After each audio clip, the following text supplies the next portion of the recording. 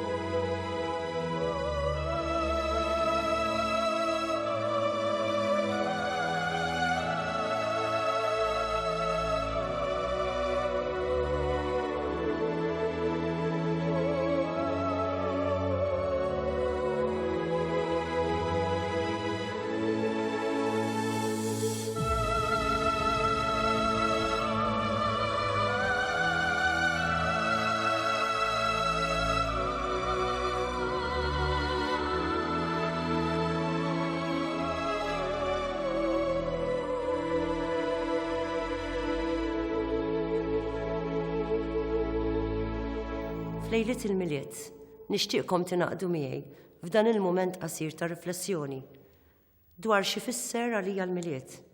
Din ġraja kbira li seħħet aktar minn 2000 sena ilu. U s-sinifikat tagħha għadu relevanti sal-lum.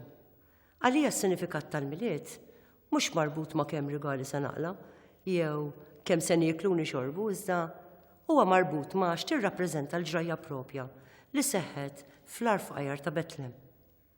L-għażla ta' Għar f'Qajjar biex jitwiled binalla li hija sqarrija qawwija li ifisser li nkunu kemm inkunu tajbin, iridu dejjem naħsbu f'dawk li huma l-aktar vulnerabbli fostna. Għalhekk għalija dawn il-festi nqishom bħala l-mument fis-sena fejn nirrifletti aktar dwar dawk il-familji u individwi li huma mċaħda mill-aktar affarijiet bażiċi. Nirrifletti ħafna wkoll fuq gruppi ta' tfal fostna li, pereżempju, jiexu fid-djar ta' tfal, għalkemm imdawrin l-imħabba u blozza ta' persuni mill-kleru lajċi li jħobbuhom u jieħdu ħsiebhom bla kundizzjoni. Naħseb pereżempju fuq dawk it-tfal qed ikunu mitluba jażlu mal-liema ġenitur qattaw il-miliet u l-ewwel tas-sena. Naħseb fuq dawk it-tfal li għandhom xi ġenitur jew iż-żewġ ġenitur il-ħabs. Naħseb fuq dawk it-tfal li qed jiġu bulid. Naħseb ukoll fuq dawk it-tfal li jaraw vjolenza fid-dar. Jiġu f'moħħi wkoll dawk in-nisa u rġiel li huma vittmi ta' vjolenza domestika. Dawk li jinsabu waħedhom. Dawk morda, dawk l-anzjani minsija, dawk li tilfu xi ħadd mill-eżiż tagħhom, dawk li lejla jista' jkun li se jorqdu fit-toroq tagħna, dawk li jbatu minn problemi ta' saħħa mentali. Nemmen li f'dawn il-jiem ta' ferħ dawn kollha għandhom ikunu fiċ-ċentru tal-ħsieb ta' kull minnu ta' rida tajba u responsabbli. Fiċ-ċentru ta' din il-ġrajja ta' aktar minn 2000 sen ilu hemm il-maxtura tas-sewwa li tibqa' tfakkarna li aħjar is-sħana tal-bejjem mill-komfort esaġerat impossibbli li twiet id-dinja fierħa. Il-maxtura fl-Għar ta' Betlem għalija hija metafora ta' mħabba, ta' umiltà fit-tmexxija ta' kobor fis-sempliċità ta' stedina miftuħa r-ritorn lejn dinja ta' sustanza, ta' valuri u ta' realiżmu. Ġrajja tassew kbira li ma għamititx. Għax mhix żarbun tal-aħħar moda jew kappell tad-ditta jew ġojel il-ellex jew drab mill-lifjen jew opportunità ta' darba ritratt. Hija ġrajja qarwiena minn kull alienazzjoni materjali li għandha tgħinna narfu li t-tlellix tal-mument mhuwiex tweġiba tajba għal mistoqsijiet il-kbar li toffrilna l-ħajja. Mistoqsijiet bħal x'qed nagħmlu hawn? X'inhija l-vokazzjoni tagħna bħala bnedmin? Kif nistgħu nibnu dinja ġusta u soċjali? Kif nistgħu ngħixu fil-paċi ma' xulxin mingħajr ma naħkmu lil xulxin? Kif nistgħu niggarantixxu dinja ambjentalment b'saħħitha lill-poplu tal-lum u ta' għada? Kif nistgħu nkattru u nqasmu l-ġid b'mod eku? Kif nistgħu nilqgħu lill-arna stranġier b'mod aktar uman? Kif innislu it-tama għal dawk li waslu li jaqtaw qalbhom mill-ħajja? Kif nistgħu nibnu modelli tajbin għal uliedna imxenqina d-direzzjoni fil-ħajja? Dawn hu mistoqsijiet oħrajn ma jitwiġbux meta nħallu l-allerazzjoni tal-mument tifridna mis-sustanza tal-ħajja. Il-bot mid-dawl u d-baħrit il-ġrajja li qegħdin niċċelebraw għandha tnissel fina l-paċi għax fis-sempliċità u l-ġenwinità tagħha ma timbuttaniex biex il-ħin kollu nidru dak li maħniex. Ġrajja li tridna nibqgħu dak li aħna, bnedmin awtentiċi li nifmu l-għażliet morali li ġġib magħha. Għażliet li ma jinxtrawx bil-flus, għażliet li ma jitpartux mal-fama, mat-titli, l-pożizzjonijiet, mal-poter, mal-ambizzjoni.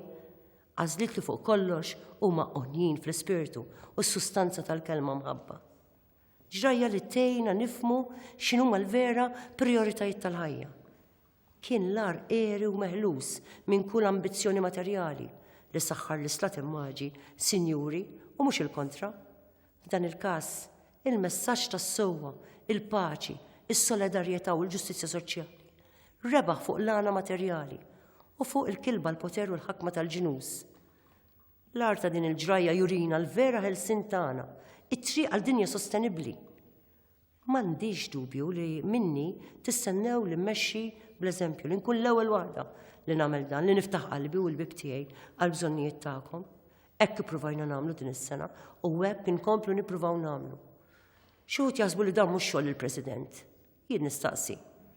Jekk it-tarbija tal-maxtura f'Betlem kibret biex ħaslet sansitra riġlejn l-Apostli, m'għandniex aħna nippruvaw nimitaw din l-imħabba li ma tgħidlekx inħobbok jekk u lanqas tgħidlek inħobbok imma, iżda imħabba bla kundizzjoni li tgħidlek inħobbok inti kif inti. Għaldaqstant irrid li din il-Presidenza tkompli tkun opportunità biex bil-fatti ngħixu din il-ġrajja kbira ta' kuljum.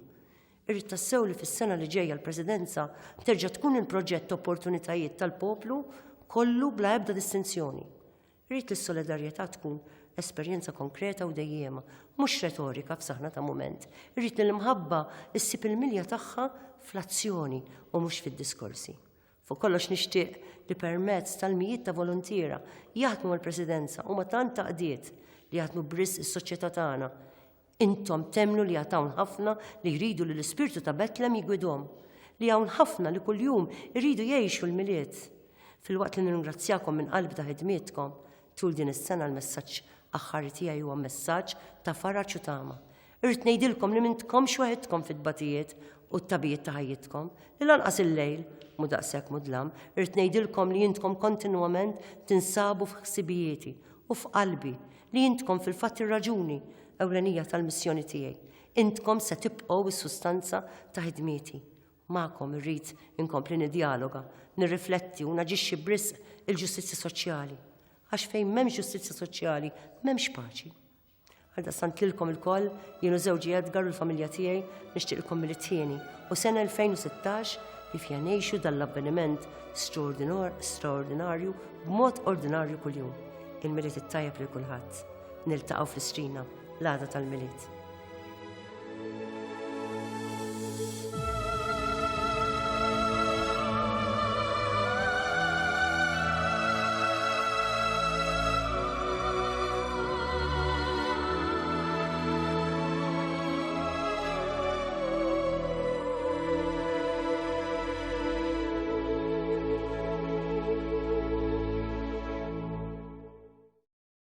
Għadna kemm xandarna messaġġ mill-Eċċellenza tagħha Mari Louise Colero Preca, President tar-Repubblika ta' Malta.